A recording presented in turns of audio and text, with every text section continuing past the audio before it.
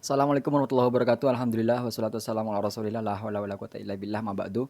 Teman-teman, kalau teman-teman tanya kiai mana yang menjadi rekomendasi untuk didengarkan, terutama teman-teman orang Madura ya, coba dengarkan ceramahnya Kiai Haji Abdullah Sattar. Beliau setiap tausiah di mana-mana mesti selalu membahas tentang sholat, menasehati sholat. Artinya apa? Sholat itu penting. Penting sekali. Namun ada dan banyak sekali salah paham. Sholat itu penting, sholat itu yang pertama, sholat itu utama, nomor pertama. Itu salah. Inilah paradigma orang-orang mayoritas atau mungkin 100%. Enggak lah, 99,17% lah. Mengatakan sholat itu penting karena yang pertama. Salah mas. Sholat itu yang kedua mas. Yang pertama syahadat. Ini humornya orang nggak jelas ya, mohon maaf. Tapi memang secara epitemologi, secara apapun itu memang sholat itu penting. Karena sholat itu tiang agama. Apa sebab?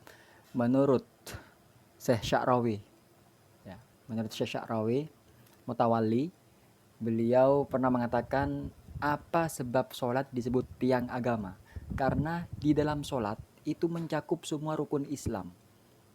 Sholat, ketika tasyahud akhir ada syahadat. Rukun Islam pertama ada dalam sholat. Lalu rukun Islam selanjutnya puasa. Puasa itu menahan diri dari makan, minum, bersetubuh dari fajar hingga terbenam matahari.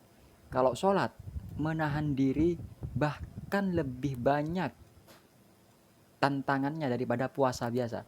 Kalau puasa menahan diri dari makan, minum, bersenggama. Tapi kalau puasa menahan diri dari makan, minum, bersenggama, bicara, menoleh, dan segala macamnya. Jadi dalam sholat ada puasa yang bahkan rintangannya lebih banyak daripada rintangannya di bulan puasa. Selanjutnya rukun Islam itu ada sedekah. Sedekah itu apa? Memberikan sebagian harta kita kepada orang lain yang tidak mampu. Oke, kita bahas. Harta yang kita miliki itu berasal dari pekerjaan. Pekerjaan membutuhkan waktu.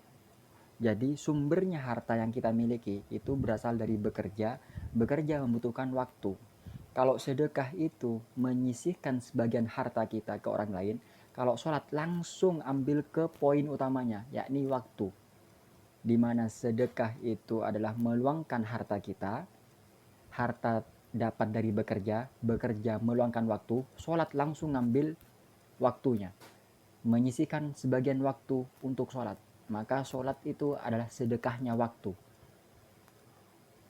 Jadi makanya ketika orang sedekah itu mensucikan harta, sebagian harta yang dikeluarkan untuk membersihkan harta-harta yang berikutnya agar lebih barokah. Ketika kita sholat, menyisihkan waktu kita agar supaya waktu-waktu berikutnya lebih berkah. Allah memberikan waktu-waktu yang lebih banyak untuk kita berbuat baik penuh keberkahan. Nah itu. Rukun Islam selanjutnya adalah haji. Haji itu adalah pergi ke Baitullah, menghadap kiblat, Ka'bah, pergi ke Baitullah. Dalam sholat kita takbiratul ihram langsung hati kita terpaut kepada Allah. Makanya dalam hadis as-sholatu mi'rajul mu'minin. Sholat itu mi'rajnya orang mukmin. Karena dalam sholat itu langsung berhadapan dengan Allah.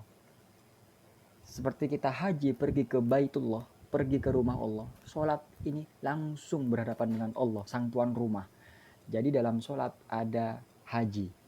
Makanya kenapa Islam disebut tiang agama? Karena semua rukun Islam tercakup dalam sholat.